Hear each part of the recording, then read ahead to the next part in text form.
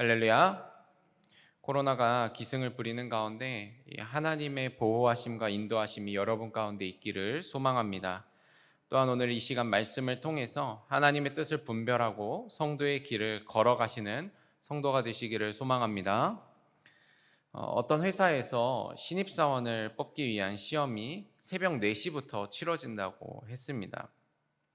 이른 시간이었지만 수많은 사람들이 직업을 얻기 위해 시간을 맞추어서 회사에서 정한 시험장에 도착을 했습니다. 그런데 공고가 된 이 새벽 4시가 지났지만 회사의 문은 열리지 않고 계속 잠겨 있었던 거지요.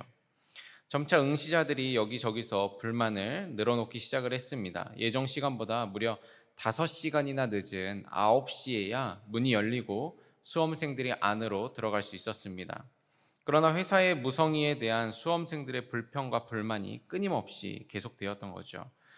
9시가 조금 넘어서 면접이 시작되었습니다. 그런데 면접관이 수험생에게 묻는 질문은 굉장히 아주 쉬운 질문들을 물으면서 이 수험생들의 수준에 맞지 않는 질문을 하기 시작했습니다. 예를 들어 한국의 수도는 어디입니까? 또 대통령의 이름은 무엇입니까? 이런 식의 웃기는 질문만 늘어놓는 것이었습니다. 그러고 면접을 끝냈습니다. 입사시험이란 게 이게 끝이었다고 해요. 며칠이 지난 후에 몇몇 수험생들에게 합격 통지서가 배달되었습니다. 거기엔 이렇게 쓰여져 있었습니다. 저희 회사에 합격하신 것을 축하합니다. 당신은 몇 가지 테스트에서 좋은 성적을 얻었기 때문입니다. 첫째, 당신은 시간을 잘 지켰습니다. 둘째, 당신은 인내심이 있었습니다. 셋째, 당신은 평범하고 짜증나는 질문에도 성실하게 그리고 온화하게 답함으로 성격이 원만하다는 것을 확인할 수 있었습니다. 그러므로 당신은 우리 회사가 원하는 시간 지키기, 오래 견디기, 원만한 성품이라는 3가지 선발 기준에 모두 합격 점수를 얻었으므로 귀하를 본사에 채용하기로 하였습니다. 이런 통지문이었다고 합니다. 여러분들 모두 직업을 가지고 계시고 또 직업을 얻기 위해서 힘쓰셨던 기억이 있을 겁니다. 또 어떤 경우에는 이제 여러분의 가족이나 주변에 가까운 분들이 직업을 얻기 위해서 열심히 노력하고 있는 것을 또 보게 되고 있으실 수도 있죠. 취업 공고를 내는 회사나 사업체는 사실 각각 원하는 상이라고 하는 게 있습니다. 그걸 잘 나타내는 게 바로 자격 요건인데요. 이 각 회사의 직종 그리고 업무 특성을 고려해서 회사는 이 채용 공고를 낼 때 자격에 대해서 이렇게 공지를 해줍니다. 그래서 뭐 필요한 자격증이 있다, 아니면 어학 능력이 필요하다, 아니면 또 학력이 좀 필요하다, 뭐 이런 것들을 이제 자격 요건으로 삼습니다. 그리고 이 자격 요건에 맞는 사람을 채용하지요. 그렇기 때문에 아무리 대단한 사람이라도 이 자격 요건에 맞지 않으면 그 사람은 뽑히지 못하게 됩니다. 또 반대로 생각하면 사실은 조금 별 볼 일 없더라도 그렇게 대단하지 않다 하더라도 이 자격 요건이 잘 맞기만 한다면 그 사람은 채용될 수 있는 것이지요. 저는 오늘 여러분과 이 자격 요건에 대해서 함께 좀 나누어 보려고 합니다. 2000년 전에 예수님께서 이 땅에서 공생의 사역을 하시고 예수님을 따르는 수많은 사람들이 있었습니다. 그때 예수님이 베푸신 기적 중에 오병이어의 기적이라고 있었는데요. 이 기적을 보고 체험한 사람만 남자만 5천 명이었다고 합니다. 그러니까 여자와 아이들까지 포함을 한다면 아마 10,000명은 넘지 않았을까 이렇게 추측해 볼 수가 있는 거죠. 그렇게 수많은 사람들이 예수 그리스도를 따르고 이제 예수님을 참 좋아했었습니다. 그런데 그 안에는요, 예수님을 그냥 좋아하는 사람이 있었고 예수님을 싫어하는 사람도 있었습니다.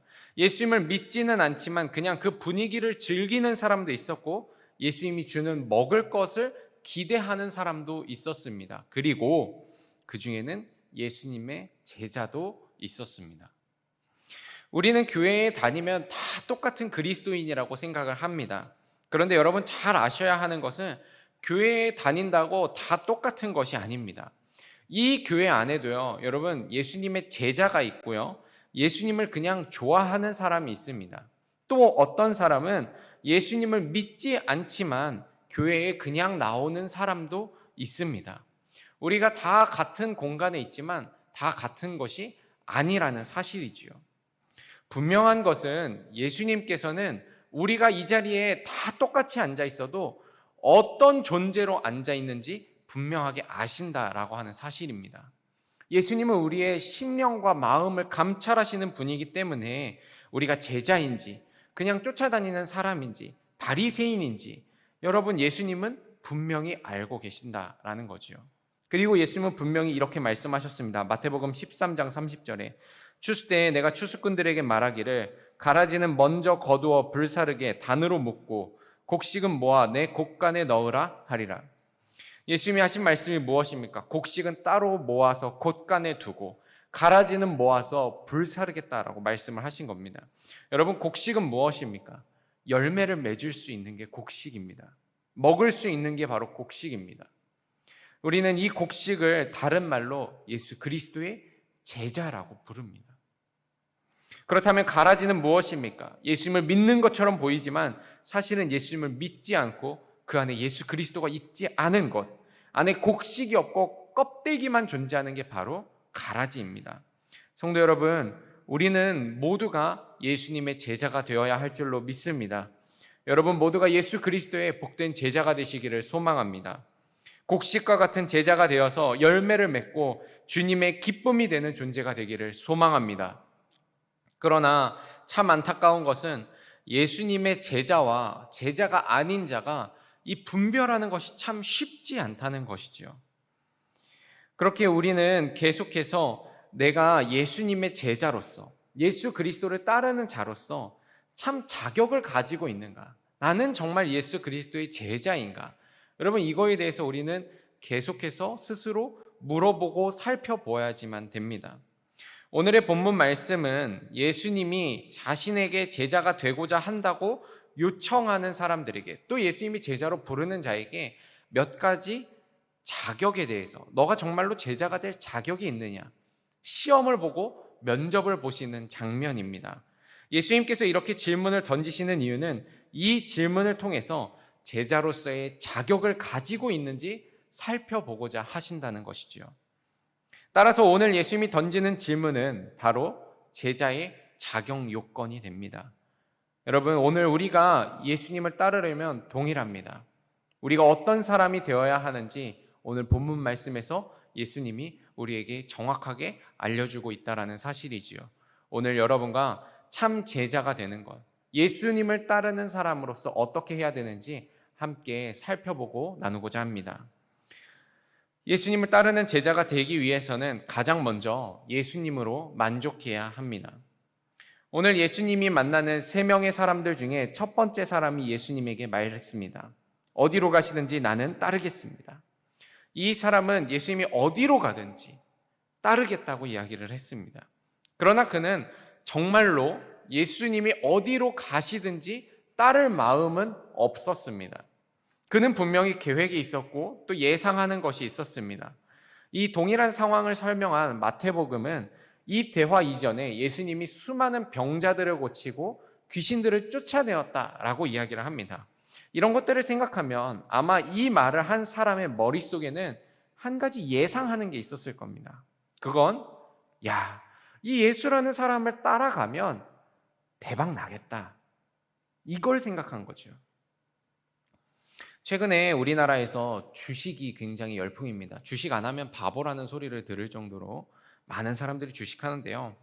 일전에 한 TV 프로그램에서 존 리라고 하는 사람이 나와서 주식에 대해서 이야기를 했습니다.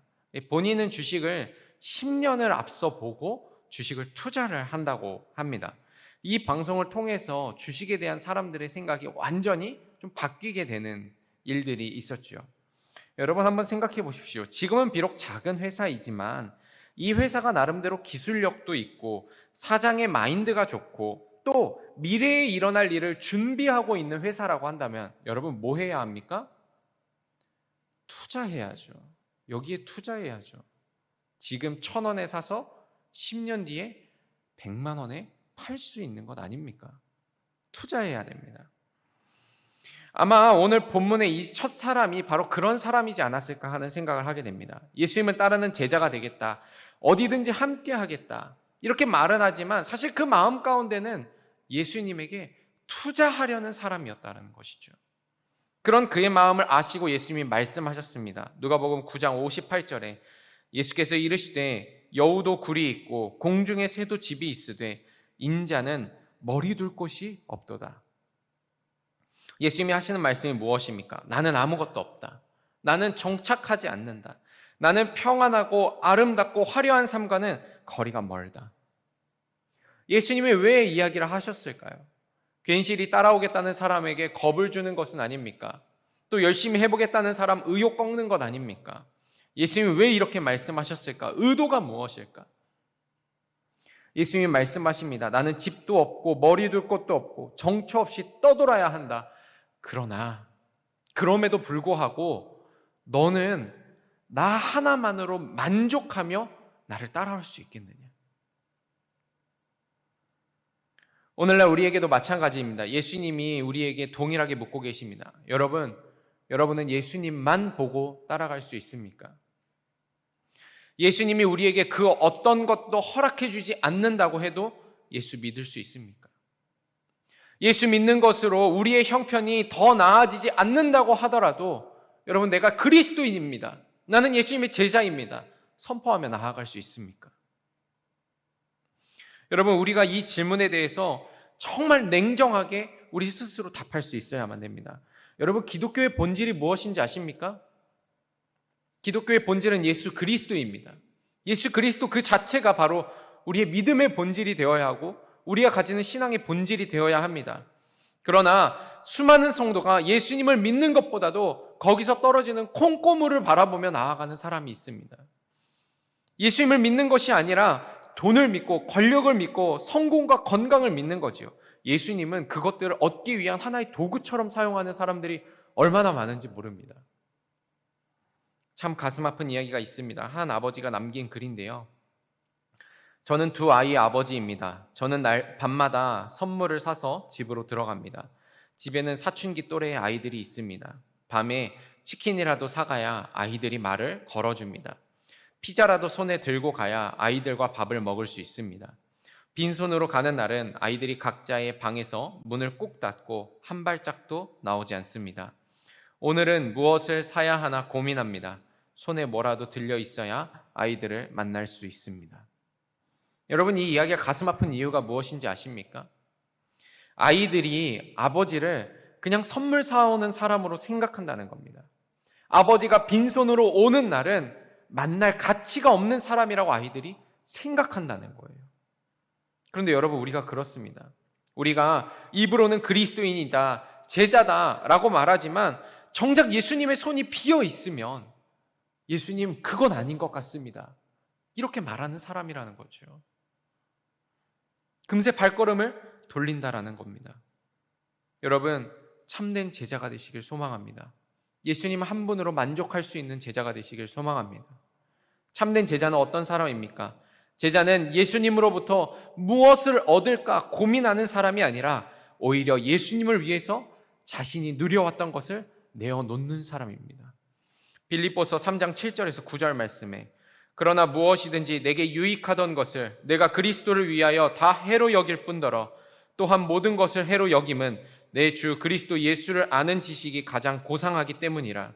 내가 그를 위하여 모든 것을 잃어버리고 배설물로 여김은 그리스도를 얻고 그 안에서 발견되려 함이니 내가 가진 의는 율법에서 난 것이 아니요 오직 그리스도를 믿음으로 말미암은 것이니 곧 믿음으로 하나님께로부터 난 의라. 사도 바울은 예수님의 제자로 살아가면서 분명히 말했습니다. 주님, 난 주님만 있으면 됩니다. 주님을 위해서 오히려 모든 것을 버릴 수 있습니다. 여러분, 이게 바로 제자의 모습이고 제자의 자격인 것입니다. 사랑하는 성도 여러분, 오늘 우리는 예수님으로 충분한 사람이 되어야 할 줄로 믿습니다. 여러분, 예수 그리스도로 만족하십시오. 세상에 그 어떤 것을 준다고 해도 예수님과 바꾸지 않는 사람이 되십시오. 또 여러분들이 세상에 그 귀중한 것을 들고 있다 하더라도 주님을 위해서라면 이것을 배설물처럼 버릴 수 있는 참된 그리스도인이 되시기를 소망합니다. 그렇습니다. 예수님을 따르려면 우리는 예수님으로 충분한 성도가 되어야 합니다. 예수 그리스도로 만족하는 삶을 살아갈 때 우리를 통해서 주님이 일하실 것입니다. 그 제자가 되기를 소망합니다. 이 시간 여러분 정말로 예수님으로 만족한 제자인지 스스로 돌아보시기를 소망합니다. 예수님의 제자가 되기 위한 두 번째 자격은 지금 바로 출발할 수 있어야 한다라는 겁니다. 첫 번째 대답을 들은 사람은 떠나갔습니다. 그리고 예수님은 또 다른 사람에게 제자가 될 것을, 그리고 따라오라고 부르시고 있습니다. 그 사람은 예수님의 부름에 승낙합니다. 그런데 조건이 하나 있었습니다. 오늘 본문 말씀 59절에 보니까 또 다른 사람에게 나를 따르라 하시니 그가 이르되 나로 먼저 가서 내 아버지를 장사하게 허락하옵소서. 여러분, 우리는 이 대답이 너무도 당연한 대답이라고 생각합니다. 당연합니다. 아버지를 장례하는 것은 자식의 의무이고 도리입니다. 당연히 해야 되는 겁니다. 당시 율법에 따르면요, 아버지의 장례식은 장자가 가지는 의무임과 동시에 권리였었습니다. 장자만 할 수가 있는, 장자가 책임지고 해야 되는 것이지요. 심지어 이 장례식은, 아버지의 장례식은 다른 율법들보다도 앞서는 율법 중에 율법이었었습니다. 따라서 이 요청은 너무도 당연한 것으로 이해됩니다. 그런데 여러분, 주님은 이상한 이야기를 하시죠. 60절에 보니까 이르시되 죽은 자들로 자기의 죽은 자들을 장사하게 하고 너는 가서 하나님의 나라를 전파하라 하시고, 오늘 말씀의 뉘앙스나 내포된 의미가 굉장히 좀 공격적입니다. 예수님이 하시는 말씀은 무엇인가? 결국에는 장례식은 다른 사람한테 맡기고 너는 지금 가서 하나님의 나라를 전파해라, 이렇게 이야기를 하시는 거죠. 여러분, 이 이야기에 담긴 의미가 무엇일까? 왜 예수님이 이렇게 말씀을 하실까? 앞서서 아버지의 장례식은 고대 이스라엘에게 있어서 굉장히 중요한 것이라고 했습니다. 그런데 오늘 지금 이 사람이 말하는 장례식은 지금 갑자기 아버지가 돌아가신 상황은 아닌 것 같다라는 사실이죠. 만약에 아버지가 지금 돌아가신 상황이라고 한다면 예수님이 오셨을 때, 부르실 때 이미 장례식이었을 겁니다. 또 예수님이 부르시는 그 순간에 아버지가 돌아가셨다고 한다면 또 다른 상황에 대한 설명이 주어졌을 겁니다. 누군가 와서 아버지가 돌아가셨다라고 이야기를 하든지. 그런데 오늘 보니까 그런 게 하나도 없습니다. 오늘 여기에서는 그냥 장례식을 하고 가게끔 허락해 주십시오라고 말합니다. 이 말은 무엇이냐면 결국에 아버지가 지금은 살아계시지만 나중에 아버지가 돌아가시고 난 뒤에 그 자식된 의무를 다 하고 예수님을 따라가겠습니다, 이렇게 말하는 겁니다. 여러분, 이 이야기에 숨겨진 의미를 안다면 예수님이 하시는 말씀이 좀 다르게 다가오지요. 예수님이 뭐라고 하는 겁니까? 너는 지금 당장 가서 하나님의 나라를 전파해라. 여러분, 예수님을 따르는 제자는 어떤 사람입니까? 예수님의 부르심에 즉각 반응하는 사람입니다. 예수님이 부르신 그 순간에 나아가는 사람입니다. 여러분, 부르심에는 나중이라는 것이 없다는 사실을 기억하십시오. 예수님이 베드로를 부르셨을 때 베드로의 모습을 한번 생각해 보십시오. 베드로는 그 즉시 예수님을 쫓아갔습니다. 성경에 이렇게 말합니다. 마태복음 4장 20절에 그들이 곧 그물을 버려두고 예수를 따르니라. 또 세베대의 아들 야고보와 요한을 부르셨을 때 그들의 반응을 이렇게 말합니다. 22절에 보니까 그들이 곧 배와 아버지를 버려두고 예수를 따르니라. 예수님의 제자들은 하나같이 곧 바로 다 버려두고 예수님을 따라갔습니다. 부르신 그날에 시작했습니다. 여러분, 제자가 되는 것은 부르신 그날에 시작해야 되는 것입니다. 참 안타까운 것은 많은 사람들이 예수님이 부르신 그 순간에 제자가 되지 못합니다.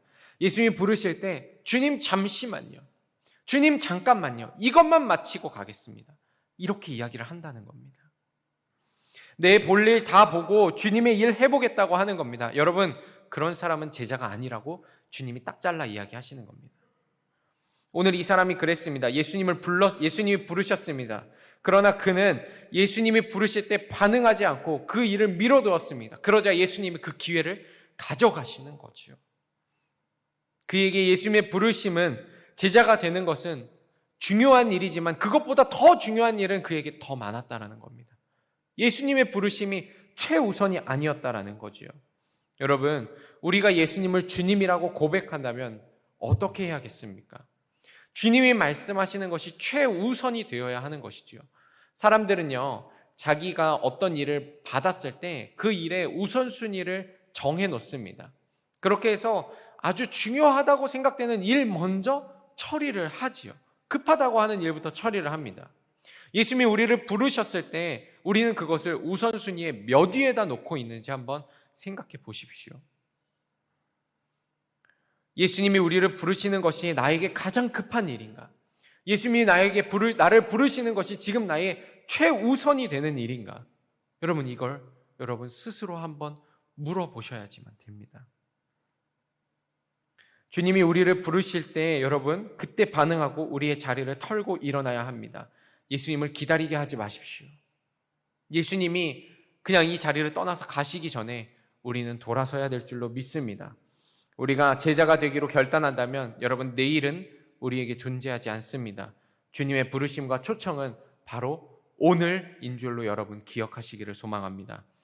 여러분, 예수님이 오늘 우리를 부르시는 줄로 믿습니다. 오늘부터 여러분 제자가 되기로 결단하십시오.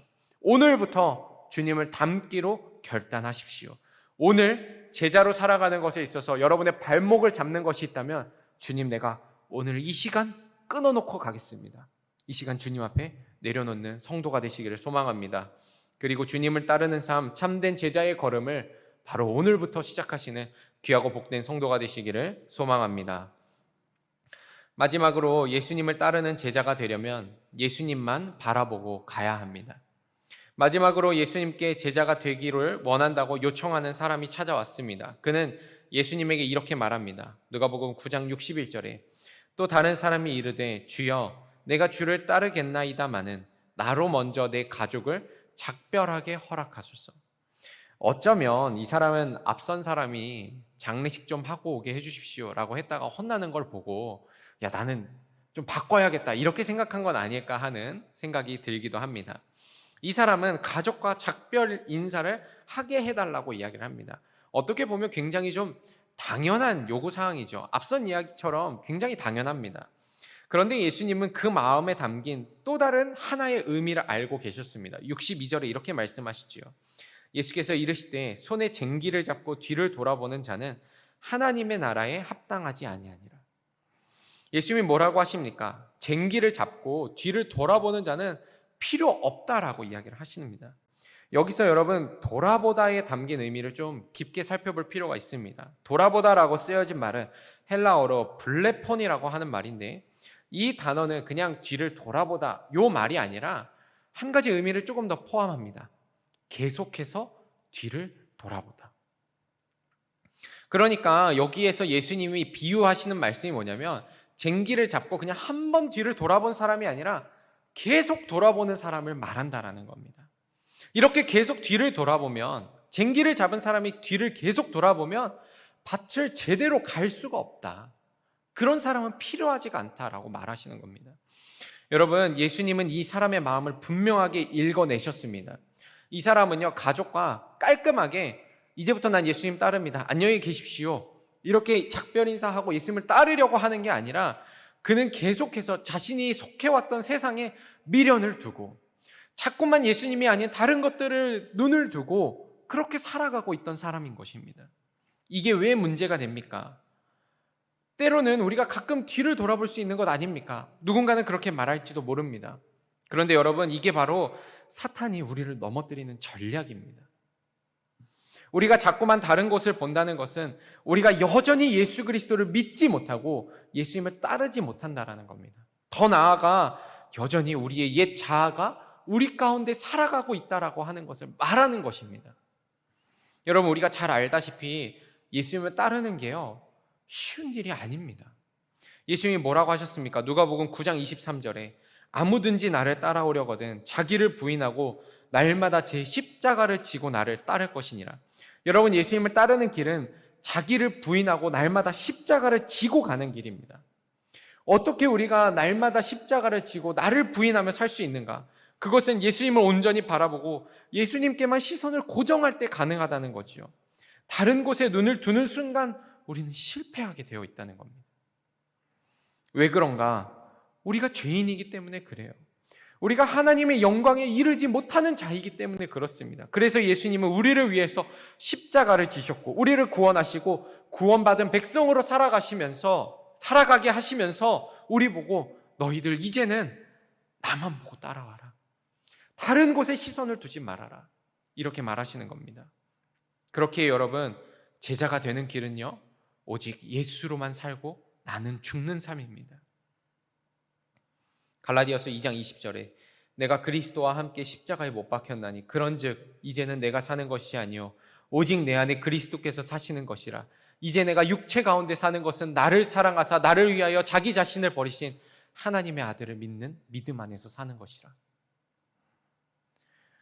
우리는 예수 그리스도와 함께 십자가에 못 박힐 때 예수 그리스도의 제자로 살아갈 수 있는 겁니다.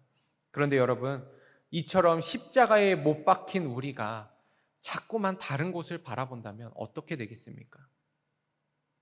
지금까지 살아온 것도, 지금까지 해온 것도 완전히 다 망하는 거죠. 올해 사순절이 되면서 청년부에서 로마서 성경 쓰기를 시작했습니다. 쓰담이라는 책을 가지고 로마서 성경 필사를 하는데요. 이 책의 특징 중에 하나가 한 장이 끝날 때마다 마지막에 캘리그라피라고 하죠. 이렇게 손글씨 쓰는 거. 성경을 이 손글씨를 따라서 쓸 수 있게끔 되어 있습니다. 제가 사진을 가져왔는데요. 집에서 찍어 왔습니다. 이게 좀 글씨가 흐린데 이렇게 흐린 데다가 볼펜으로 따라서 쓰면서 말씀을 묵상하는 겁니다. 제가 이거를 쓰고 있는데 써봤는데요. 여러분, 이게 얼마나 어려운지 모릅니다. 이거 따라 쓰는 게요, 쉽지 않더라고요. 우리 초등학생 아이들이 글씨 따라 쓸 때 잘 못 따라 쓰지 않습니까? 저도 별반 다르지 않았습니다. 조금이라도 집중이 흐트러지면 잠깐 다른 생각하면요, 이게 여기에 나와 있는 글씨를 따라 쓰는 게 아니라 제가 가지고 있던 글씨체로 글씨를 쓰고 있었습니다. 여러분, 글씨 하나 따라 쓰는 것도 다른 데 눈을 돌리면요, 본래의 내 자신이 나오는 겁니다. 여러분, 때때로 많은 그리스도인들이 예수님을 따른다고 하면서 자신이 살아왔던 세상과 또 예수님 외에 다른 것들에 시선을 두는 일들이 얼마나 많은지 모릅니다. 여러분, 그러면 어떤 일이 일어납니까? 예수님을 벗어나고 제자로 살았던 삶이 엉망이 되는 것을 우리는 경험하게 됩니다. 어떤 사람은 그렇게도 말합니다. 목사님은 교회에서만 사시니까 세상을 잘 모르시는 것 같습니다. 우리는 교회 밖에서 돈도 벌어야 하고 사회생활이라는 걸 해야 합니다. 예수님의 제자로 산다고 하면서 예수님만 바라보고 사는 것이 어떻게 가능합니까? 여러분, 예수님만 바라본다는 게 무엇을 말합니까? 예수님 바라보는 것이 성경만 읽으십시오, 기도만 하십시오, 예배에만 전념하십시오, 이 말을 하는 겁니까? 아닙니다. 여러분, 예수님을 바라본다는 것은 돈을 벌지 말라는 게 아니라 돈을 벌 때에도 예수님을 바라보아야 된다는 겁니다. 사회생활 하지 마십시오, 이게 아니라 사회생활 하면서도 내가 예수님을 바라보아야만 한다는 겁니다. 그게 바로 제자의 길이에요. 그게 바로 제자의 삶입니다. 그렇기 때문에 여러분, 우리가 그리스도인으로 살아간다는 것은 만만한 것이 아닙니다. 구원받는 것은 예수님의 은혜로 구원받지만 구원받은 백성으로 살아가는 삶은 여러분 결코 쉽고 간단한 것이 아니라는 사실입니다. 예수님을 바라보는 제자는 어디에 있든지 무엇을 하든지 주님을 보고 주님과 함께하는 것입니다. 내 생명이 아니라 예수의 생명으로 살아가는 삶, 그 사람이 바로 제자의 삶입니다. 여러분, 오늘 본문의 가족과 작별하는 사람에게 주님이 하시는 말씀이 그것입니다. 너는 이제부터는 나만 바라보는 사람이 되어야 한다. 넌 이제부터 다른 곳에 시선을 돌리는 사람이 되어서는 안 된다. 그게 바로 제자의 삶입니다. 사랑하는 성도 여러분, 예수님만 바라보십시오. 제자가 되겠다고 하면서 자꾸만 다른 것에 눈을 돌리지 마시길 바랍니다. 자꾸만 뒤를 돌아보게 됩니까? 예수 그리스도의 십자가 위에 여러분의 옛 자아가 다시 한번 죽어지기를 소망합니다. 그리고 오직 예수의 생명, 예수 그리스도를 믿는 믿음 안에서 온전히 주님만 바라보며 살아가시기를 소망합니다. 여러분, 오늘 우리는 예수님의 부름을 받은 줄로 믿습니다. 주님이 오늘 우리를 부르십니다. 제자로 부르고 계시고 제자의 삶을 살아갈 수 있는 자격에 대해서 우리에게 물어보고 계십니다. 여러분, 그 물음에 주님, 내가 준비가 되었습니다. 주님으로 만족하며 살겠습니다. 지금 즉시 주님의 제자로 따라가겠습니다. 주님만 바라보고 살아가겠습니다.